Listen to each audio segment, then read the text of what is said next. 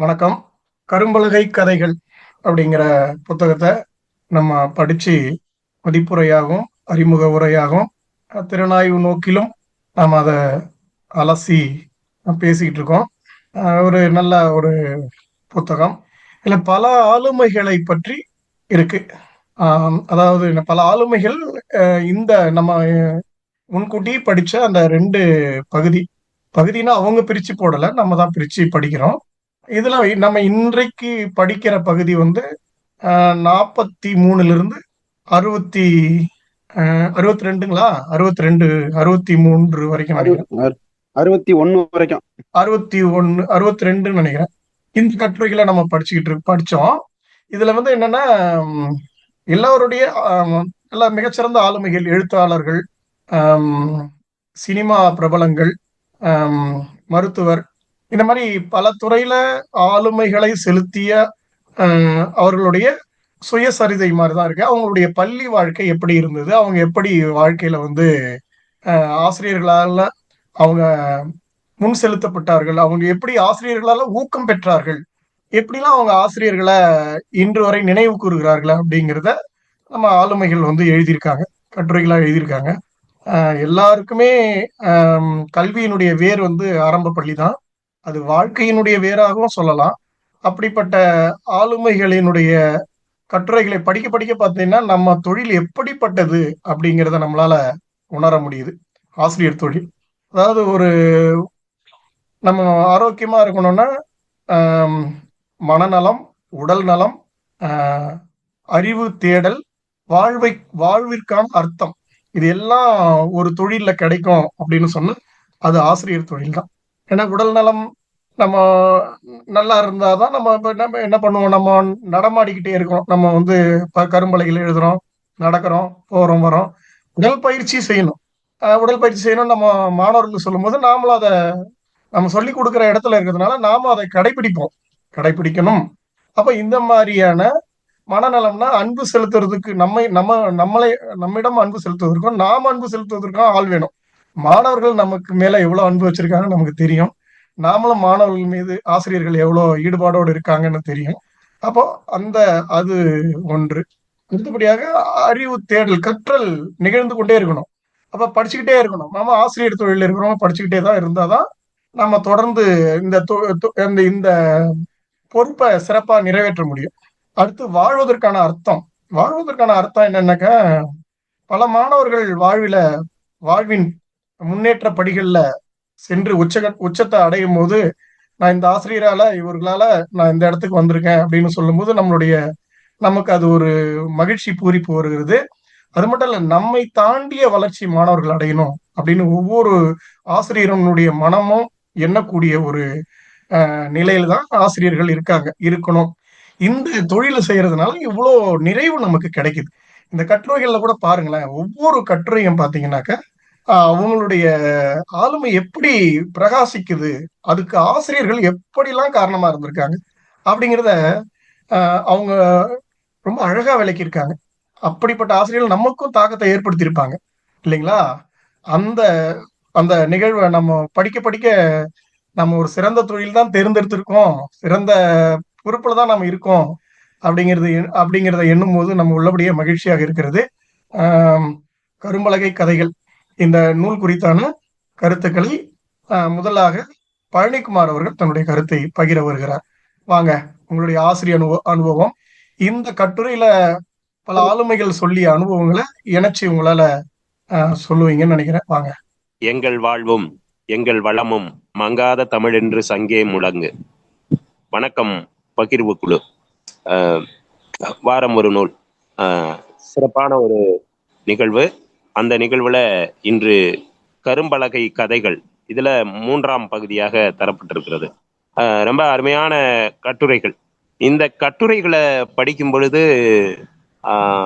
நானும் ஒரு ஆசிரியர் என்ற முறையிலே என்னிடத்திலே பயிலக்கூடிய மாணவர்கள் பிற்காலத்திலே ஒரு எழுத்தாளர்களாக அல்லது தங்களுடைய வரலாற்றை எழுதக்கூடியவர்களாக மாறுகிற பொழுது நிச்சயம் என்னையும் நினைவு கூற வேண்டும் என்கிற உந்துதலை எனக்குள் ஏற்படுத்தியது.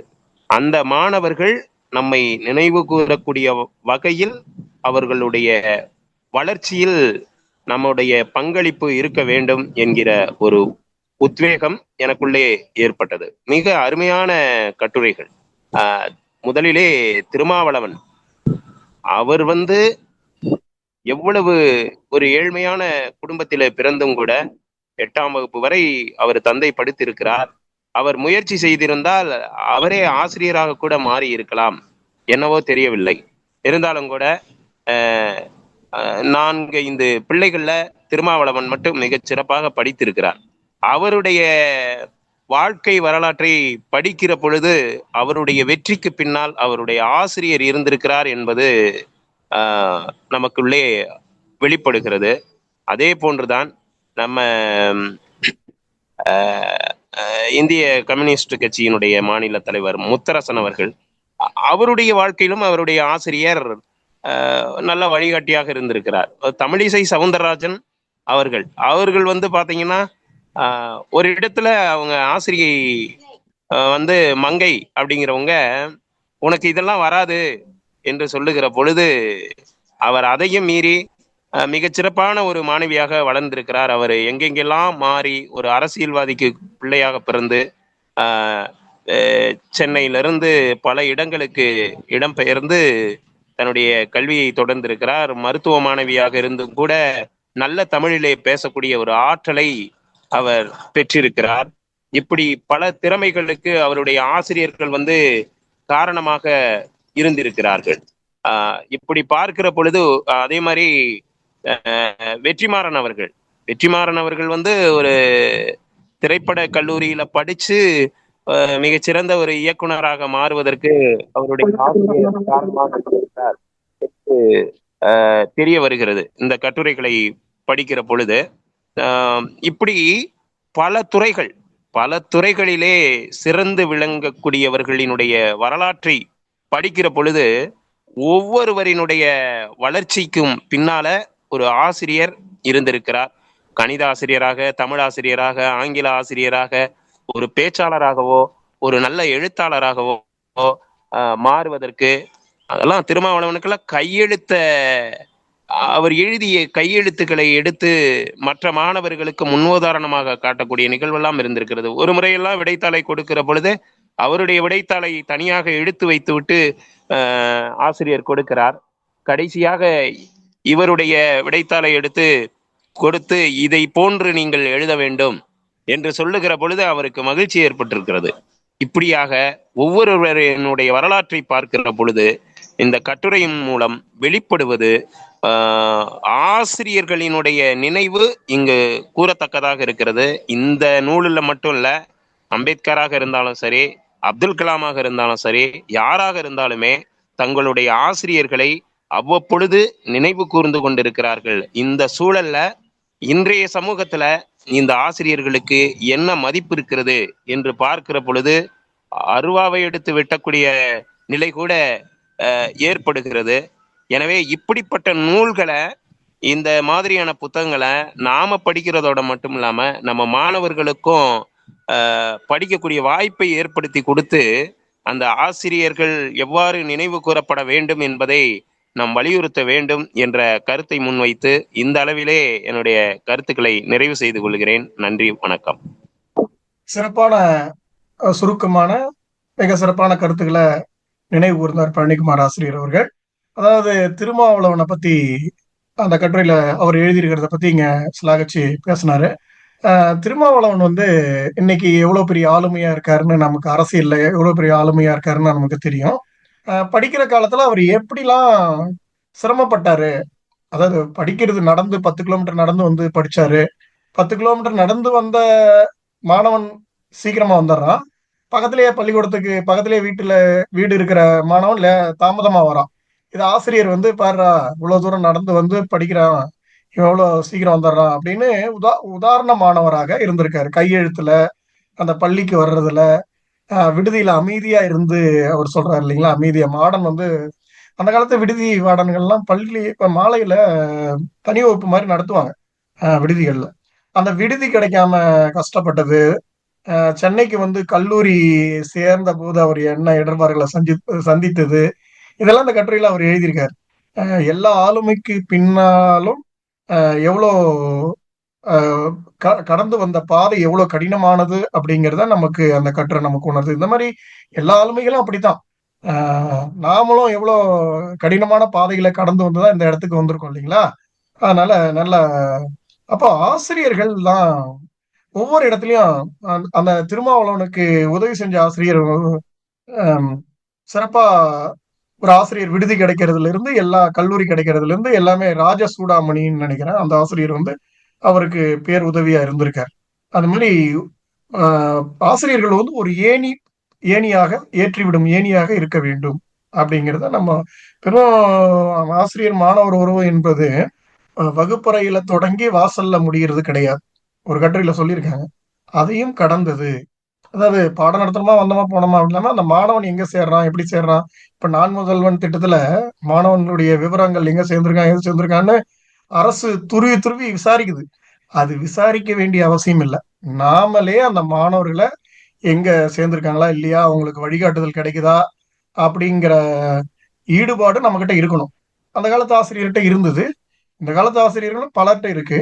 அந்த ஈடுபாடு தான் நம்மளுடைய தொழிலுடைய நாணயம் அப்படின்னு நான் நினைக்கிறேன். அடுத்தபடியாக பேராசிரியை அம்மா ராதாபாய் அம்மா அவர்கள் நம்முடைய கருத்துக்களை கூற வருகிறார். வாங்கம்மா.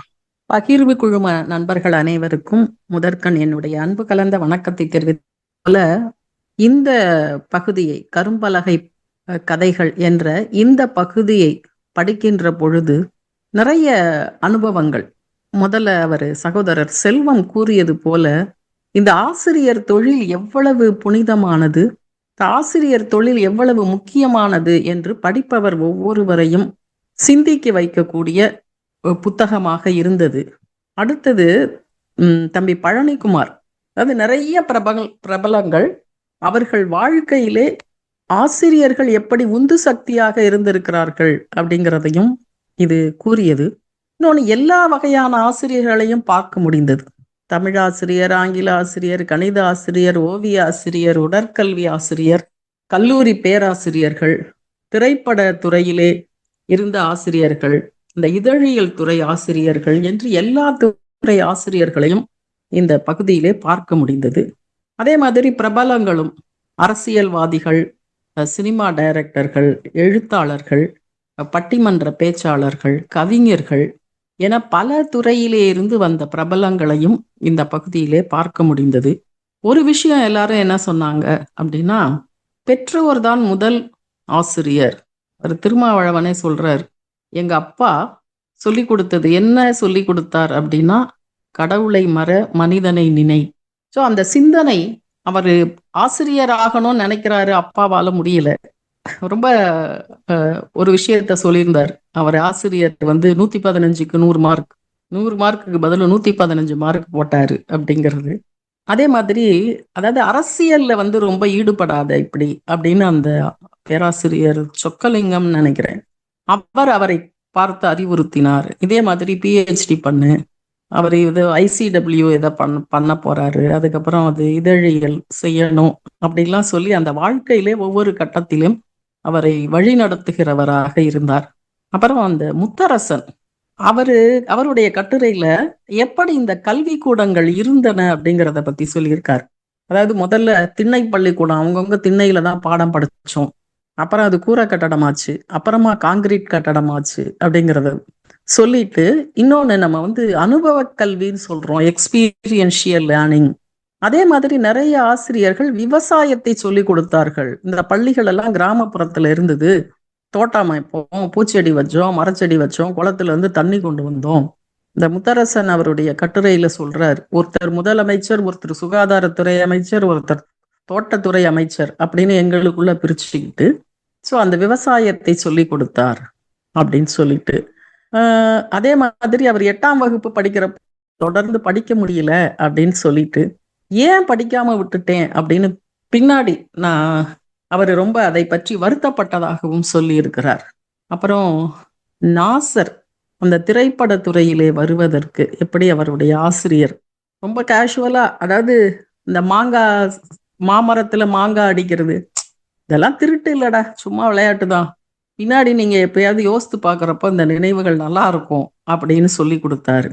சினிமாவுக்கு கூட்டிட்டு போய் பெஞ்சில் உட்கார வச்சு எங்களை சினிமா பார்க்க வச்சாரு. நான் இன்னைக்கு ஆகாய விமானத்துல போயிருந்தா கூட அன்னைக்கு அந்த பெஞ்சில் உட்கார்ந்து சினிமா பார்த்தது அந்த நிகழ்வுக்கு நிகர் அந்த நிகழ்வு தான். அப்படி மனம் இருக்காது. நாசரோ வெற்றிமாறனோ ஏதோ ஒரு திரைப்பட தங்கபச்சானோ ஏதோ ஒரு திரைப்பட துறையில இருக்கிறவர் அது சொல்லி இருந்தார். ரொம்ப நல்லா இருந்தது. அதே மாதிரி அந்த இதழியல் ஆசிரியர்கள் படிக்கின்ற பொழுது இவர்களையே ஒரு இதழ் எடுத்து நடத்துவதற்கு பயிற்சி கொடுத்தார்கள். அப்படி ஒன்னொன்னும் ஓவியத்துறையில ஒரு மருத்துவர்னு நினைக்கிறேன், அவங்களுக்கு அந்த ஓவியம் கற்றுக் கொடுத்தார்கள். ஸ்கேன் எப்படி பண்றதுன்னு சொல்லி கொடுத்தாங்க.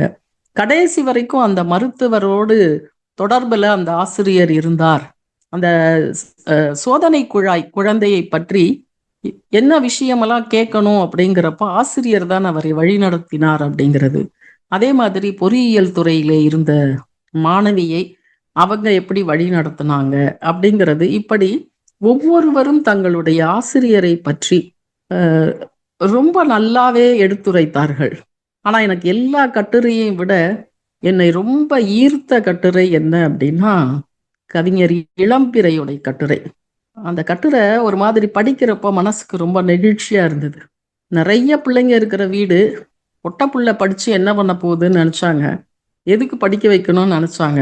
ஒரு நாள் எங்க அப்பாவை கூட்டிட்டு பள்ளிக்கூடத்துக்கு போனேன். பள்ளிக்கூடம் பூட்டி இருந்தது. அன்னைக்கு ஞாயிற்றுக்கிழமைங்கிறது அப்புறம் தான் தெரிஞ்சுது. அதுக்கப்புறமா எல்லாரும் என்ன புதன்கிழமை போயிட்டு திரும்ப வந்த மாதிரி திரும்ப வந்துட்டியா அப்படின்னு கேட்டாங்க. அவ்வளவுதான் உன் படிப்புன்னாங்க. அப்புறம் திரும்ப போய் இதை தடுமாறி படிச்சேன். அந்த பள்ளிக்கூடத்துல போய் படிக்கின்ற பொழுது நான் ஒரு பறவையை போல சுதந்திரமாக உணர்ந்தேன்னு சொல்றாரு. ஆனா இதுக்கு ஜஸ்ட் ஆப்போசிட்டா சமுத்திரக்கனி பார்த்தீங்க அப்படின்னா பள்ளிக்கூடத்துக்கே போக மாட்டாரு. ஏதோ பெரிய ராமன் சின்ன ராமன்னா குண்டுகட்டா தூக்கிட்டு போய் பள்ளிக்கூடத்துல விட்டாங்க. பள்ளிக்கூடத்துல விட்ட உடனே என்னுடைய சுதந்திரம் பறிபோன மாதிரி இருந்ததுன்னு சொல்றாரு. ஸோ ஒரே இடத்தை வேறு வேறு கோணத்திலே ரெண்டு பேரும் பிரபலங்கள் தான் நோக்கி இருக்கிறார்கள். அப்புறம் இந்த இளம்பிறையை நினைக்கின்ற பொழுது ஆகஸ்ட் மாதம் 15ஆம் தேதி இண்டிபெண்டன்ஸ் டேக்கு கோலாட்டத்துல பேர் கொடுத்தாச்சு. பூ வச்சுக்கிட்டு பின்னல் போட்டு பூ வச்சுக்கிட்டு வாங்க. நாங்க ஊர்ல பூக்கடை இல்லை. ஸோ காட்டு மல்லி பூவை எடுத்துட்டு அல்லி மலர்களை எடுத்து வச்சுக்கிட்டு அந்த ஊர்ல தாழம்பூ மகிழம்பூ இதெல்லாம் தான் வச்சுக்குவாங்க. அப்படி வச்ச உடனே அவளை பார்த்து அந்த குழந்தையை பார்த்து கிண்டல் பண்றாங்க. எல்லாரும் கிண்டல் பண்றப்போ பஞ்சாவரணம் வந்துட்டா பார் அப்படிங்கிறாங்க. கடைசியில கோலாட்டத்துல சேர்த்துக்கல. அழுது அன்னைக்கு கொடுத்த மிட்டாயை தூக்கி போட்டு வர்றேன் அப்படின்னாங்க. அப்புறம் 8ஆம் வகுப்பு படிக்கும்போது கட்டுரை நோட்டு வாங்குறதுக்கு பணம் இல்லை. டீச்சர்கிட்ட அடி, அப்பா அம்மாட்டையும் கேட்க முடியல. கடைசியில அறுவடைக்கு போய் அங்க ஏதோ அந்த வேலை செஞ்சு அதுல வந்த பணத்துல கட்டுரை நோட்டு எழுதுனேன்றதெல்லாம் உண்மையிலேயே மனதுக்கு நெகிழ்ச்சியாக இருந்தது. அதுக்கப்புறம் அதே மாதிரி தான் கவிதை ஏதோ எழுதுனேன், அது கவிதை என்று சொல்லப்பட்டதுன்னு. இப்படி பல அவரு சாலமன் பாப்பையா சொல்றப்போ இந்த நகராட்சி பள்ளி ஆசிரியர் கூட்டிட்டு போனாரு. அன்னைக்கு அந்த வாங்கி கொடுத்த அதிர்சம், அன்னைக்கு ஆசிரியர்களுக்கு ரொம்ப சம்பளம் இல்லை, ஆனா அவர் அதிர்சம் வாங்கி கொடுத்தாரு அப்படின்னு சொல்றாரு. எனக்குமே ஒரு நிகழ்ச்சி ஞாபகத்துக்கு வந்தது. நான் 9th படிச்சுட்டு இருக்கிறப்போ நினைக்கிறேன், பூந்தமல்லி ஸ்கூல்ல படிச்சவங்களுக்கு தெரியும், சேவியர்னு ஒரு சார் இருந்தார். அவர் இங்கிலீஷ் எடுத்தாரு. இங்கிலீஷ்ல ஏதோ ஒரு போயம், அதுல டேட்ஸ் பத்தி வந்தது. எல்லாரும் டேட்ஸ்னா என்னன்னு தெரியுமா, சாப்பிட்ருக்கீங்களான்னாரு. நான் என்ன பண்ணேன், சார் எப்போவோ சாப்பிட்ருக்கோம் ஆனா ஞாபகம் இல்லை சார்.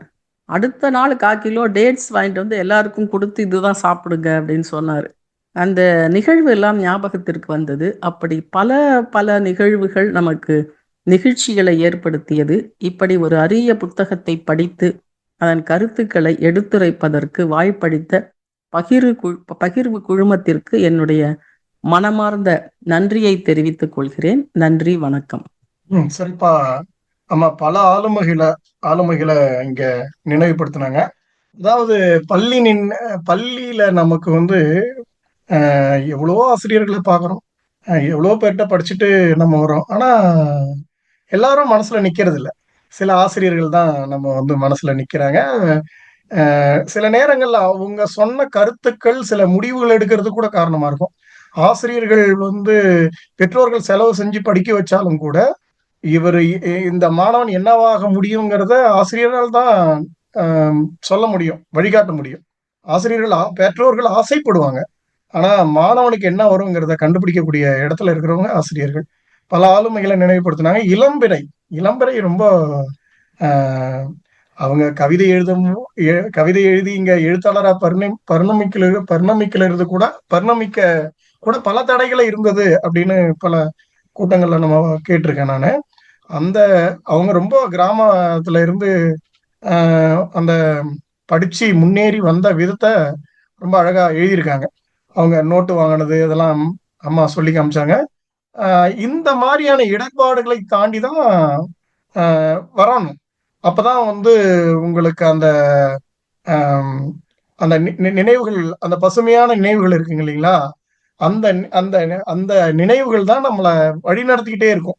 நம்ம அந்த ஆசிரியரை பார்க்கும்போது, படிச்ச ஆசிரியரை நம்ம பார்க்கும்போது, இன்னைக்கு என்ன வயசா இருந்தாலும் அந்த பள்ளி பருவத்துக்கே நம்ம போயிடுறோம். அந்த நினைவு வந்துடுது. அந்த ஆசிரியர் பாடம் நடத்தின நினைவுகள், அவங்க சொன்ன அறிவுரைகள், அந்த வகுப்பறை கட்டடம், அந்த பள்ளி சூழல் எல்லாமே நினைவு வந்துடும். ஒரு ஆசிரியரை, நம்ம படிச்ச ஆசிரியரை நம்ம பார்த்தோம்னா அந்த மாதிரி இந்த கட்டுரைகள்லாம் படிக்கும்போது நமக்கு நினைவு, நம்ம பள்ளி, நம்ம பூந்தமல்லி பள்ளி கூட நினைவுபடுத்தினாங்க அம்மா. அந்த மாதிரி அதெல்லாம் நினைவு நமக்கு வருது. நம்ம வகுப்பறை, நம்ம நம்ம சுற்றி இருந்த மாணவர்கள், நண்பர்கள், அந்த பள்ளி மலரும் நினைவுகளாக அந்த பள்ளி நினைவுகள் நமக்கு வந்து போகுது இல்லைங்களா? அந்த மாதிரி தான் இவங்களும் ஒவ்வொருத்தரும் ஒரு ஒரு கட்டுரை எழுதியிருக்காங்க. பல ஆளுமைகளை சிறப்பா அறிமுகப்படுத்தி பேசுனாங்க. நன்றிங்கம்மா. அடுத்து ஆசிரியர் ராமன் செல்வன் பேசுறேன். பேசுறீங்களா?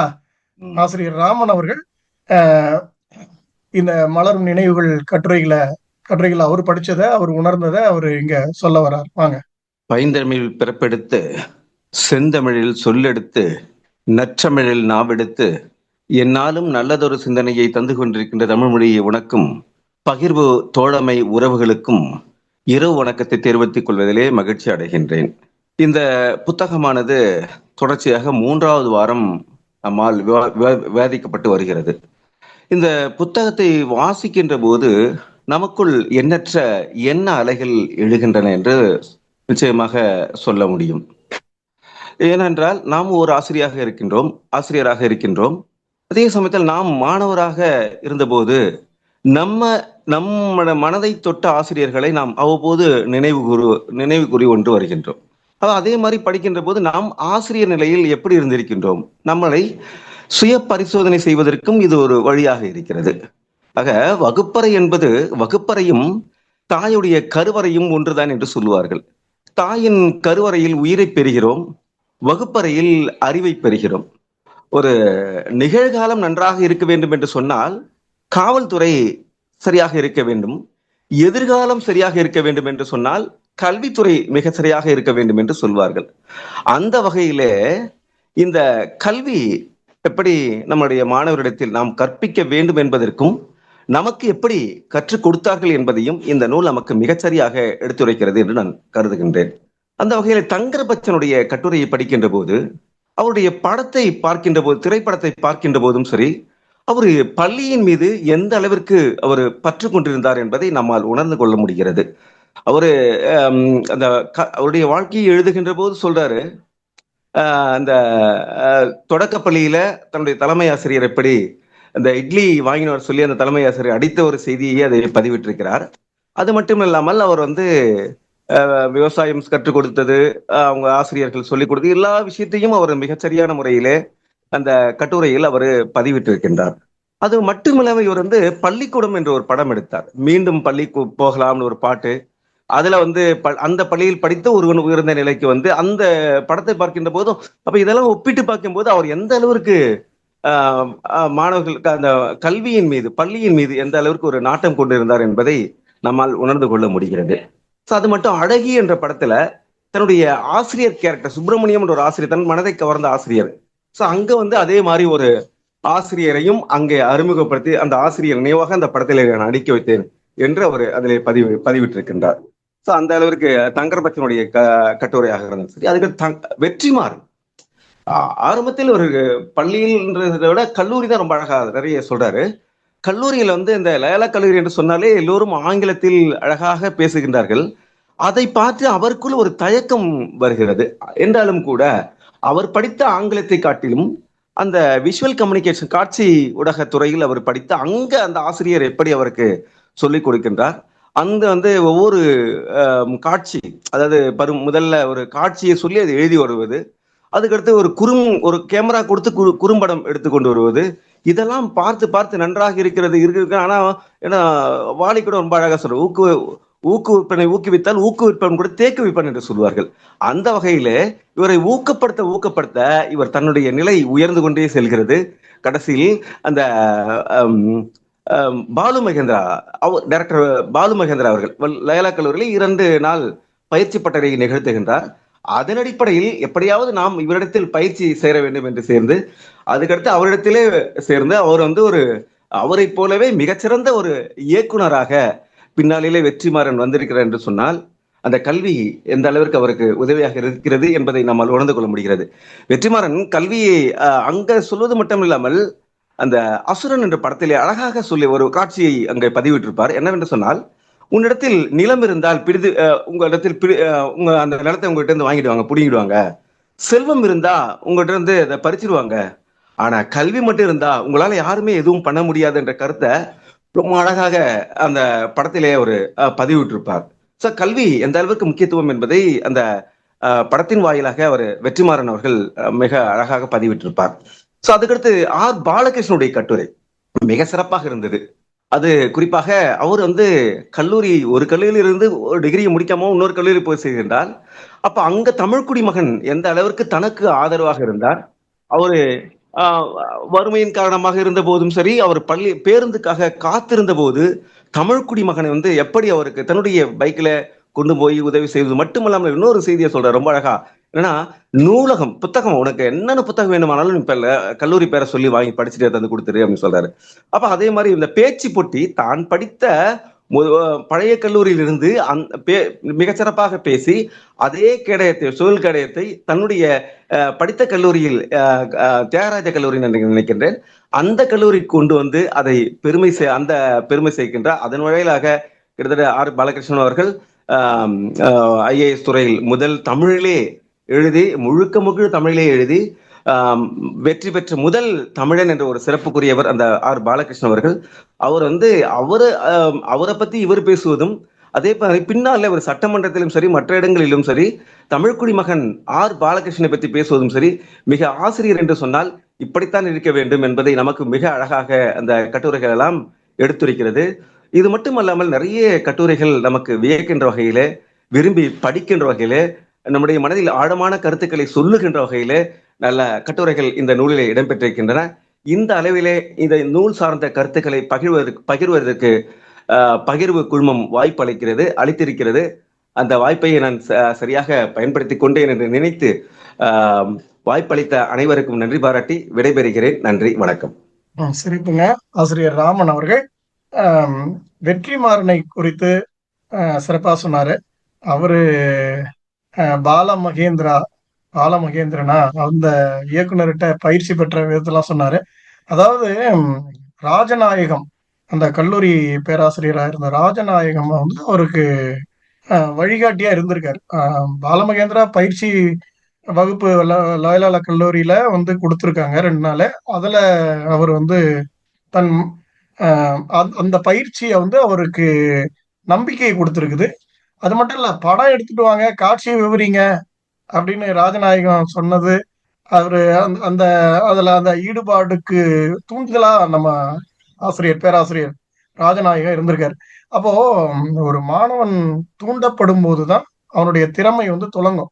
அதுக்கப்புறம் அவர் ராஜநாயகமே அந்த டைரக்டருக்கு வழிகாட்டியிருக்காரு. அந்த டைரக்டர் மகேந்திரன் கிட்ட போய் பரிந்துரை கொடுத்திருக்காரு. அதெல்லாம் ராமன் சிறப்பா சொன்னாங்க. இந்த மாதிரி அந்த பெரிய ஆளுமைகள் ஆசிரியர்களுக்கு தெரியும் போது மாணவர்களை நம்ம திறமையுள்ள மாணவர்களை அவங்க கிட்ட கொண்டு செலுத்துவது எளிமையாக இருக்கும். அது ஒரு வழியா இருக்கும். அதனால அதுதான் பெரிய பெரிய கல்லூரிகள்ல படிக்கணும் அப்படின்னு சொல்றது.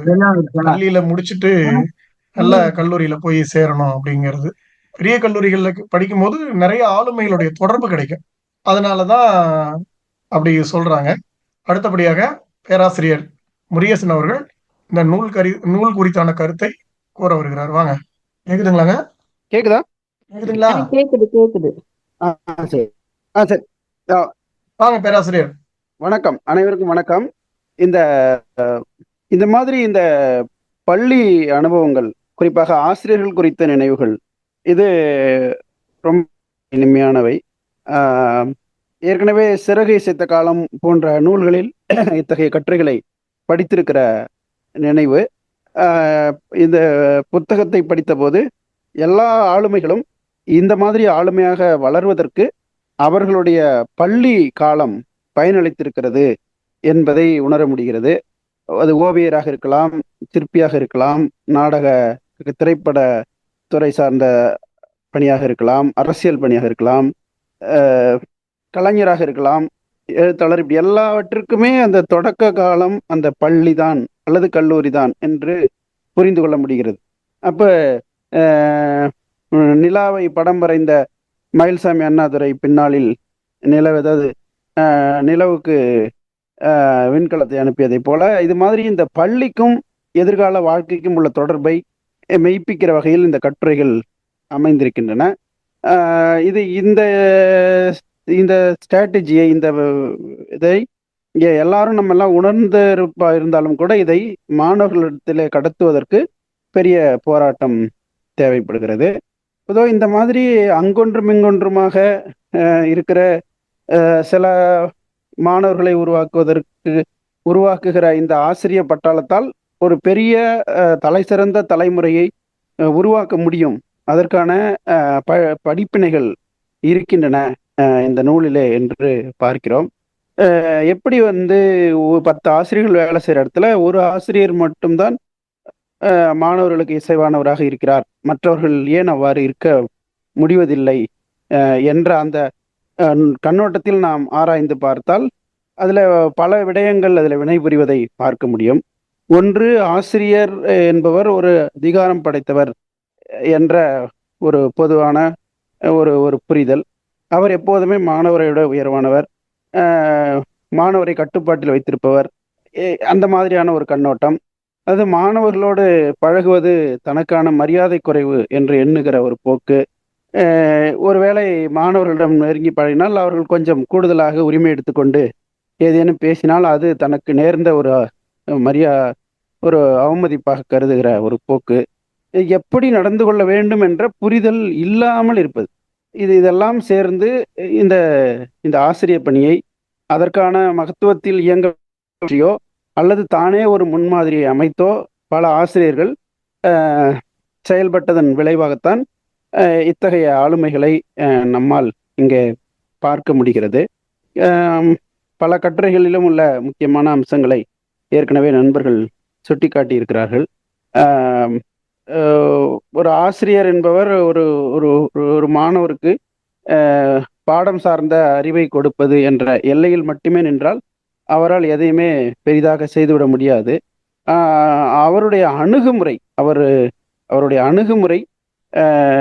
மாணவர்களை இன்னும் நெருங்கி அணுகுவதாக இருந்தால் இன்னும் பல்வேறு சாதனைகளை, பல்வேறு ஆளுமைகளை உருவாக்க முடியும் என்பதை இந்த கட்டுரைகள் நமக்கு தெளிவுபடுத்துகின்றன. இதற்காக ஆசிரியர் பெரிதாக தன்னை இழக்க வேண்டிய அவசியமெல்லாம் கிடையாது. அவர் தன்னுடைய அணுகுமுறையில் மாற்றங்களை ஏற்படுத்தி கொண்டால் போதுமானது. அந்த காலத்தில் ஊதியம் குறைவான காலத்திலேயே ஆசிரியர்கள் பலர் மாணவர்களுக்காக தயங்காமல் செலவு செய்திருக்கிறார்கள் என்ற செய்தியை பார்த்தபோது எனக்கு ஒரு நினைவு வந்தது. நாங்கள் சேலம் அரசு பார்வையிட்டோர் பள்ளியில் படித்த போது எங்களுடைய ஆசிரியர் ஒருவர் குறுகிய காலம் விடுதி காப்பாளர் இல்லாத காரணத்தால் விடுதி காப்பாளராக பொறுப்பில் இருந்தார். அப்போது ஆண்டு இறுதி நெருங்கி கொண்டிருந்தது. கணக்கு பார்த்தார்கள்.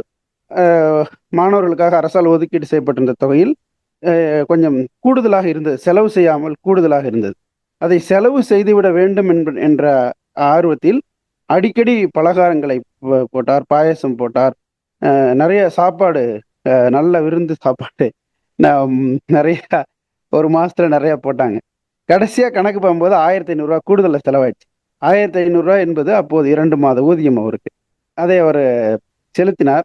அது குறித்து நாங்கள் கேள்விப்பட்ட போது அவரிடம் கேட்டோம், இப்படி உங்களுக்கு ஆகிவிட்டதா என்று. அது சிறிதும் அவர் அது பற்றி கவலைப்படவில்லை. என்னுடைய பிள்ளைகளுக்கு தானே செய்தேன், அதனால் ஒன்றும் வருத்தம் இல்லை என்று சொன்னார். அவங்க மேல எங்களுக்கு எப்படின்னா ஒரு பயம், பயங்கரமான ஒரு பயம். அந்த பயம் வந்து ஒரு அச்சமாகவும் ஒரு கோபமாகவும் ஒரு வெறுப்பாகவும் மாறி இருந்த ஒரு சூழல்.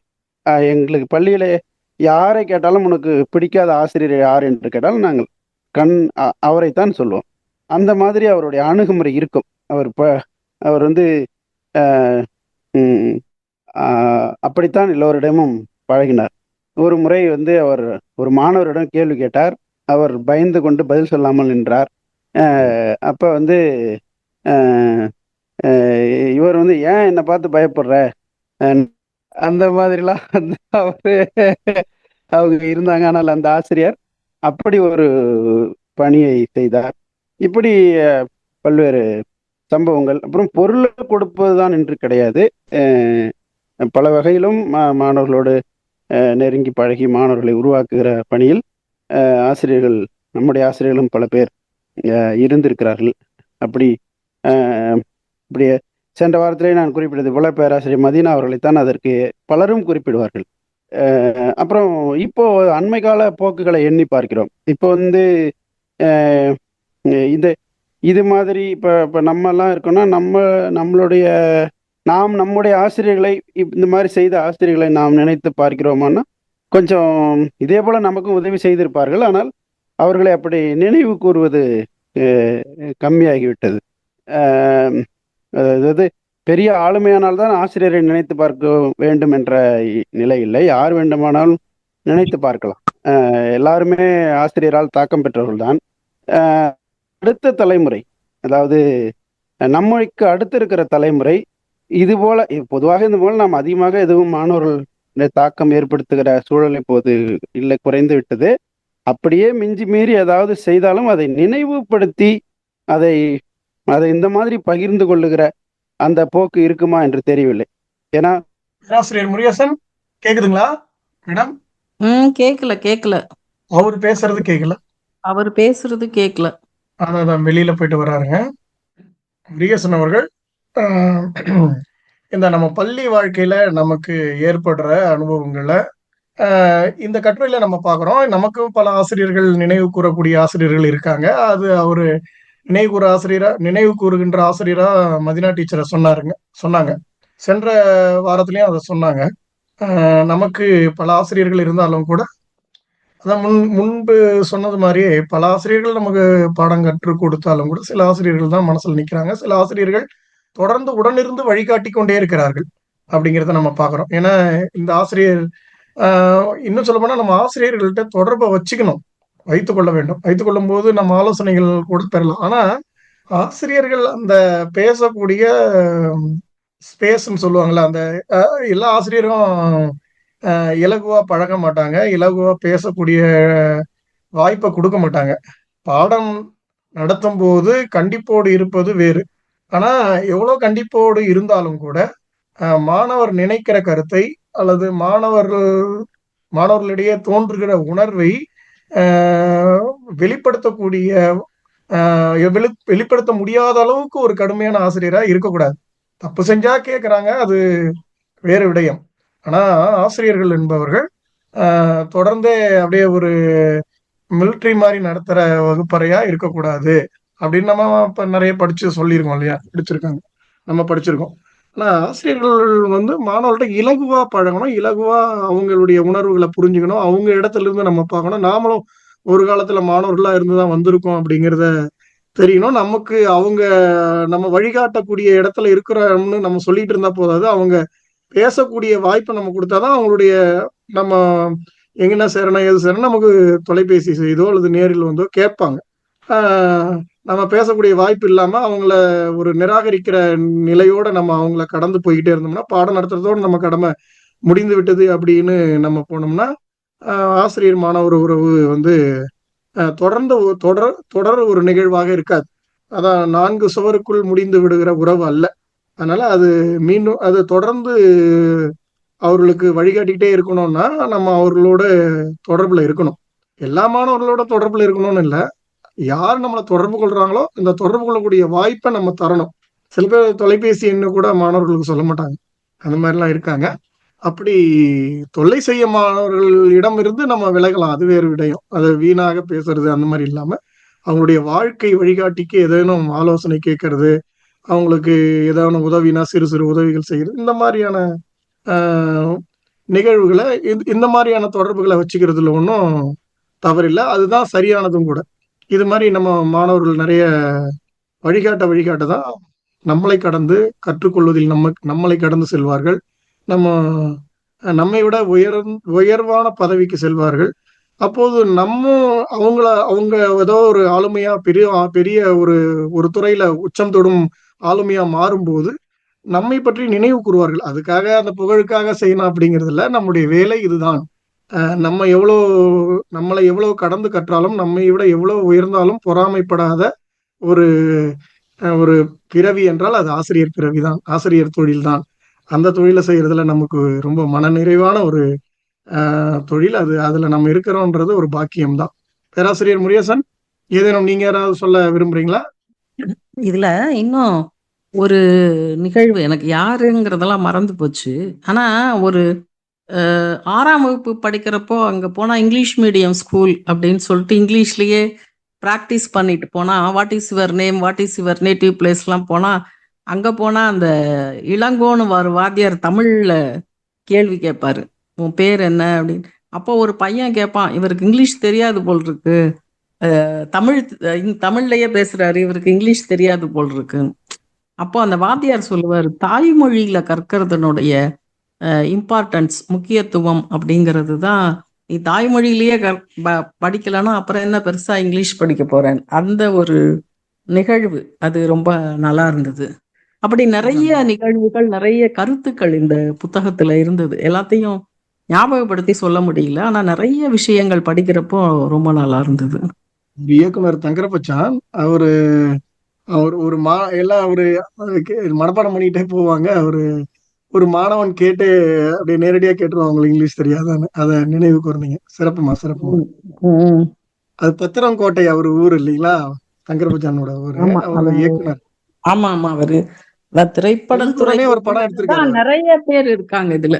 இந்த வசந்த பாலனா, வசந்த பாலன், அவர் ஒரு இயக்குனர், சினிமா இயக்குனர் தான். ஆமா, வசந்த பாலன், சமுத்திரக்கனி, அப்புறம் இந்த தங்கபச்சான், நாசர், வெற்றிமாறன். சூப்பரா. யாரு?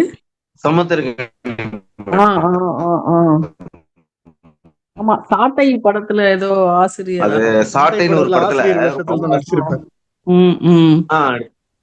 அவருடைய ஆசிரியரை தான் நான் நினைவு கூர்ந்து நான் அந்த கதை மாந்திர வச்சேன் அப்படின்னு சொல்றாரு.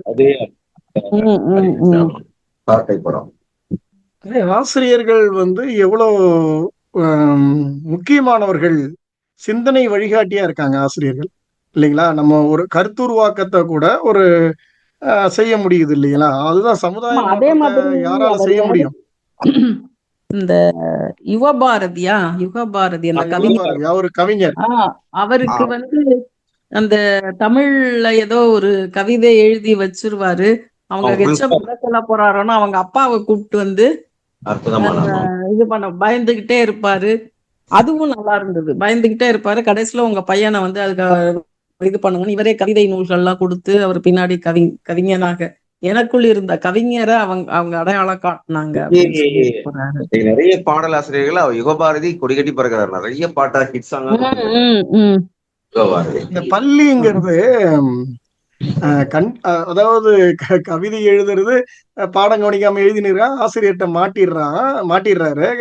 மாட்டின உடனே அந்த பேப்பர் எடுத்து போய் தலைமை ஆசிரியர்கிட்ட கொடுக்கும்போது அதை பார்த்துட்டு தான் அந்த மாதிரியான நடவடிக்கை, அம்மா சொன்ன மாதிரி நடவடிக்கை தந்தையை வர சொல்லி பாக்குறாங்க.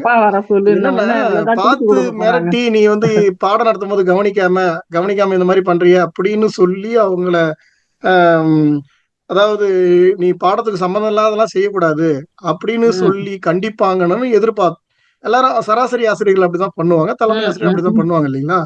ஆனா இந்த தலைமை ஆசிரியர் அப்படி பண்ணல. இதுதான் நீங்க கவனிக்கணும். நாம எல்லாமே நம்ம என்ன பண்ணுவோம், நம்ம தமிழ் பாடம் நடத்த போது ஏதோ ஒரு கவிதை எழுதிட்டு இருக்கான், ஏதோ கிரிக்கிட்டு இருக்கான்னா நம்ம என்ன சொல்லுவோம், மிரட்டுவோம், ஏன்னா என்னை பாடத்தை கவனிக்காம பண்றோம் அப்படிங்கிறது. அப்ப என்னன்னா அவங்களுடைய திறமைய நம்ம அங்கீகரிக்கணும். இந்த மாதிரி இடங்கள்ல தான் அவனுக்கு எதுல ஆர்வம் இருக்கு, ஆனா பாடத்தையும் படிக்கணும், அவனுக்கு புக்கெல்லாம் வாங்கி கொடுங்க, படிக்கட்டும், ஆனா பாடத்தையும் கவனமா படிக்கட்டும், இதுல உங்களுடைய ஆர்வம் இருக்கு அவனுக்கு அப்படிங்கறத அடையாளப்படுத்துறாரு அந்த தலைமை ஆசிரியர். இந்த மாதிரி அடையாளப்படுத்தும் போது நமக்கு இது வரும் போல, அப்போ இதுல நம்ம தொடர்ந்து வாசிக்கலாம், தொடர்ந்து எழுத முயற்சி பண்ணுவோம் அப்படிங்கிற ஒரு உந்துதல் வருது. அதுதான் ஒரு ஆளுமையா வர முடியுது இல்லைங்களா? அப்போ அந்த மாதிரி கண்டிப்பா. இடங்களை நம்ம வந்து தவற விடக்கூடாது. ஆசிரியர்கள் வந்து அந்த மாதிரி மாணவர்களை நம்ம கண்டறியும் போது கண்டிக்கலாம், ஆனா இந்த ஊக்கப்படுத்துதலையும் நம்ம செய்யணும். வெறும் கண்டிப்போட அது தவறுன்னு சொல்லி கடந்து போகக்கூடாது அப்படிங்கிறது நமக்கு இதுக்கு தெரியுது. இன்னொரு கட்டுரையில கூட அதே மாதிரி ஏதோ குரங்கு சைக்கிள் ஓட்டுச்சுன்னு ஏதோ கதை, அது இது அது கூட சமுத்திரக்கனி அவர் நினைக்கிறேன். எழுதினாரு.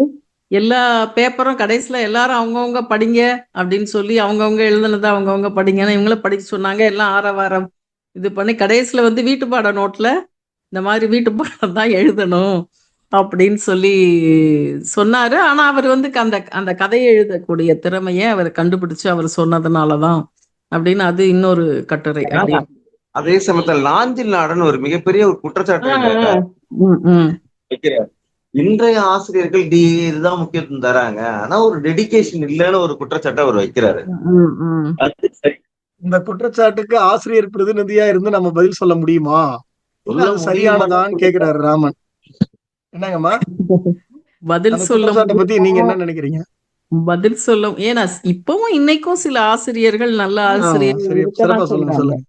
இல்ல இல்ல அன்னைக்கு இருந்த இல்ல, மாதிரி அது ஆசிரியர்கள் சொல்ல தான் முடியாது. செய்றாங்க. ஏன்னா எனக்கு தெரிஞ்ச சில ஆசிரியர்கள்லாம் இருக்காங்க, அந்த 10th +2 மாணவர்கள் எல்லாம் வீட்டிலேயே கொண்டாந்து வச்சுக்கிட்டு அவங்களுக்கு அந்த இங்கிலீஷ் சொல்லி கொடுத்து தன்னுடைய நேரத்தை எல்லாம் இது பண்ணி ஸ்பெண்ட் பண்ணி அவங்களுக்கு சொல்லி கொடுக்கணும்னு நினைக்கிற ஆசிரியர்கள் இருக்கதான் செய்றாங்க. இப்ப அந்த காலத்துல மட்டும் தப்பு பண்ண ஆசிரியர்கள் இல்லைன்னு சொல்ல முடியாது. நம்ம எப்பயுமே வந்து ஜெனரலைஸ் பண்ண முடியாது. காலகட்டத்திலயும் எல்லாரும் எல்லா தரப்பு ஆசிரியர்களும் இல்லைன்னு சொல்ல முடியாது. சிறப்பா சொன்னீங்க. அதை பொதுமைப்படுத்தி சொல்ல முடியாது, சொல்ல முடியாது. ஜெனரலைஸ் பண்ண முடியாது. அதாவது என்னன்னா, அந்த காலத்துல ஆசிரியர்கள் தவறான ஆசிரியர்களை யாருங்கிறத யாரும் எழுதி காட்டல. ஆசிரியரும் பொதுமைப்படுத்த ஆமா. நல்ல ஆசிரியர்களை நம்ம வெளிப்படுத்தி எழுதுறாங்க. ஆளுமைகள் எழுதி சொல்ற மாதிரி இந்த ஆசிரியர்கள் இப்படி இப்படி இல்ல அப்படிங்கறதெல்லாம் நம்ம சொல்லல இல்ல இல்லைங்களா? சொல்ல ஆமா மாட்டாங்கல்ல. அந்த காலகட்டத்திலயே 8ஆம் கிளாஸ் படிக்கிற பொண்ணை கூப்பிட்டு 5ஆம் கிளாஸ் பாடம் நடத்துன்னு சொல்லிட்டு போய் அவங்கவுங்க தொழிலை பார்த்த ஆசிரியர்கள்லாம் இருந்திருக்காங்க. அதாவது எந்த காலத்திலயும் நல்ல ஆசிரியர்கள் இருக்காங்க. கண்டிப்பா இருக்காங்க.